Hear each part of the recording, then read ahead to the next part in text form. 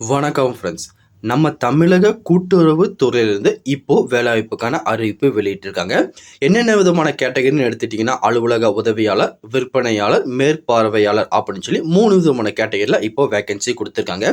இந்த வேலைவாய்ப்புக்கு குறைந்தபட்சம் 10ஆம் வகுப்புலேருந்து அதிகபட்சம் எனி டிகிரி முடிச்சவங்க விண்ணப்பிச்சுக்கலாம். மேலும் இந்த வேலைவாய்ப்புக்கு எப்படி விண்ணப்பிக்கணும், இதுக்கான குவாலிஃபிகேஷன் என்ன, இதுக்கு யார் யாரெல்லாம் எலிஜிபிள் அப்படின்னு சொல்லி ஃபுல் இன்ஃபர்மேஷனும் ஒன் பை ஒன்னாக டீட்டெயிலாக இந்த வீடியோவில் பார்க்கலாம். அதை பார்க்கறதுக்கு முன்னாடி நீங்கள் நம்ம சேனலுக்கு புதியவராக இருந்தீங்கன்னா மறக்காமல் நம்ம சேனலை சப்ஸ்கிரைப் பண்ணிட்டு பக்கத்தில் இருக்க பெல் ஐக்கனை கிளிக் பண்ணிட்டு ஆளுங்க செட் பண்ணிக்கோங்க. அப்போ தான் நம்ம போடுற வீடியோ எல்லாமே உங்களுக்கு உடனே கிடைக்கும். இப்போ வாங்க ஃப்ரெண்ட்ஸ் வீடியோக்குள்ளே போகலாம். இதுதான் அந்த வேலைவாய்ப்புக்கான அஃபிஷியல் நோட்டிஃபிகேஷன். மொத்தம் 48 காலி பணியிடங்கள் கொடுத்துருக்காங்க. இதை பார்த்தீங்கன்னா கம்யூனிட்டி வைஸாகவும் பிரித்து கொடுத்துருக்காங்க. ஜென்ரலுக்கு ஒரு 23, ஓபிசிக்கு ஒரு 12, எஸ்சிக்கு ஒரு 6, எஸ்டிக்கு ஒரு 3, இடபிள்யூஎஸ்க்கு ஒரு 4 வேகன்சி கொடுத்துருக்காங்க. அதுக்கப்புறம் இதுக்கான இதுக்கான ஏஜ் லிமிட் எடுத்துட்டிங்கன்னா 12/1/2024 படி பார்த்தீங்கன்னா ஜென்ரல், யூஆர், இடபிள்யூஎஸ் கேட்டகரியில் இருந்தீங்கன்னா 21-30 வயசு விண்ணப்பிச்சிக்கலாம். எஸ்சி எஸ்டி கேட்டகரியில் இருந்தீங்கன்னா 21-35 வயசு விண்ணப்பிச்சிக்கலாம். இது ஓபிசி கேட்டகரியில் நீங்கள் இருந்தீங்கன்னா 21-33 வயசு இருக்கவங்க நீங்கள் அழகாக விண்ணப்பிச்சிக்கலாம். அது மட்டும் இல்லாமல் இந்த வேலைவாய்ப்புக்கு விண்ணப்பிக்கிற லாஸ்ட் டேட்னு எடுத்துக்கிட்டிங்கன்னா 29/1/2024 நீங்கள் ஆஃப்லைன் மூலியமாக விண்ணப்பிக்கிற மாதிரி இருக்கும். அதுக்கப்புறம் ப்ரோ என்னென்ன போஸ்ட்டுக்கு எவ்வளோ வேகன்சி அதை சொல்லவே இல்லை அப்படின்னு சொல்லி நிறைய பேர் கேட்பீங்க. இதை பாருங்க, ஃபர்ஸ்ட் ஆஃபீஸ் அசிஸ்டன்ட் இதுக்கு ஒரு 12 வேகன்சி கொடுத்துருக்காங்க. சேல்ஸ்மேன் அதுக்கு பார்த்தீங்கன்னா 22 வேகன்சி கொடுத்துருக்காங்க. அதுக்கப்புறம் சூப்பர்வைசர் மேற்பார்வையாளர் இதுக்கு பார்த்தீங்கன்னா 14 வேகன்சி கொடுத்துருக்காங்க. இதுக்கான சேலரி டீட்டெயில் பார்த்தீங்கன்னா இந்த காலத்தில் கொடுத்துருக்காங்க. ஒன்ஸ் நீங்கள் செக் பண்ணி பாருங்க.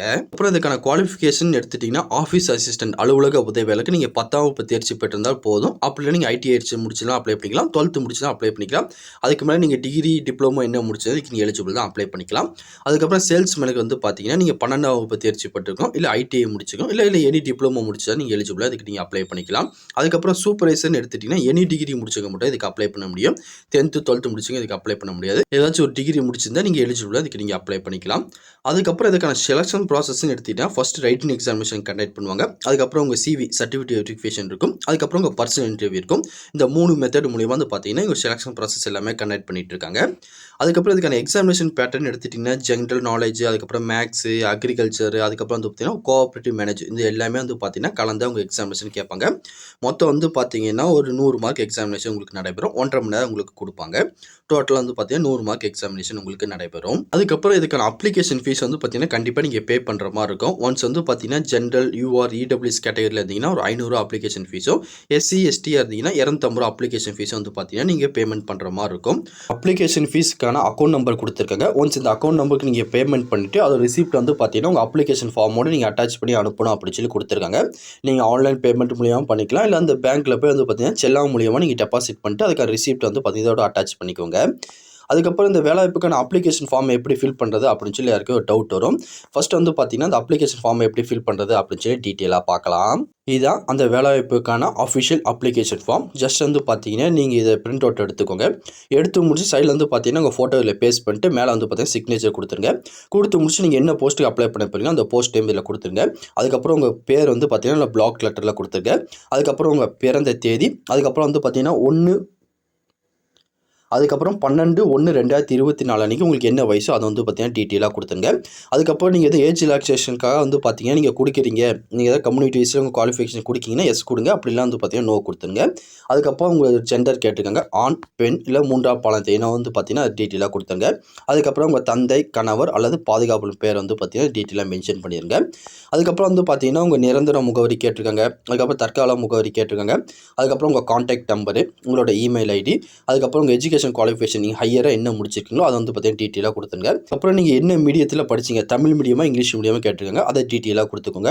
கொடுத்து முடிச்சு பார்த்தீங்கன்னா நீங்கள் அப்ளை பண்ணுறீங்க பார்த்தீங்கன்னா அந்த விண்ணப்பதாரம் சொந்த நகரம் அல்லது கிராமம் என்னன்னு கேட்டிருக்காங்க, அதை பார்த்தீங்கன்னா மென்ஷன் பண்ணிக்கோங்க. அதுக்கப்புறம் உங்கள் குடியுரிமை கேட்டிருக்காங்க. அதுக்கப்புறம் நீங்கள் அப்ளை பண்ணுற வேலையில் இதுக்கு முன்னாடி ஏதாச்சும் உங்களுக்கு ஒர்க் எக்ஸ்பீரியன்ஸ் இருக்கான்னு கேட்டிருக்காங்க. இருந்துச்சுன்னா எஸ் கொடுத்துக்கோங்க, இல்லைனா நோன்னு கொடுத்துருங்க. அப்புறம் உங்ககிட்ட எதுவும் முன்னுரிமை வச்சிருக்கீங்களா, ஆதரவற்ற விதவைகள் அந்த மாதிரி பார்த்தீங்கன்னா ஏதாச்சும் முன்னுரிமை சர்டிஃபிகேட் உங்ககிட்ட இருந்துச்சுன்னா அதை பார்த்தீங்கன்னா மென்ஷன் பண்ணிக்கோங்க. பண்ணிக்கோங்க. இல்லைனா விட்டுறலாம், பிரச்சனை கிடையாது. அதுக்கப்புறம் வந்து பார்த்தீங்கன்னா உங்களோட மதம் கேட்டிருக்காங்க. அதுக்கப்புறம் உங்கள் இனம் கேட்டிருக்காங்க. நீங்கள் ஜென்ரலா, ஓபிசியா, எஸ்சியா, எஸ்டியா, இடபிள்யூஎஸ்ன்னு கேட்டிருக்காங்க. அதை வந்து பார்த்தீங்கன்னா கொடுத்துக்கோங்க.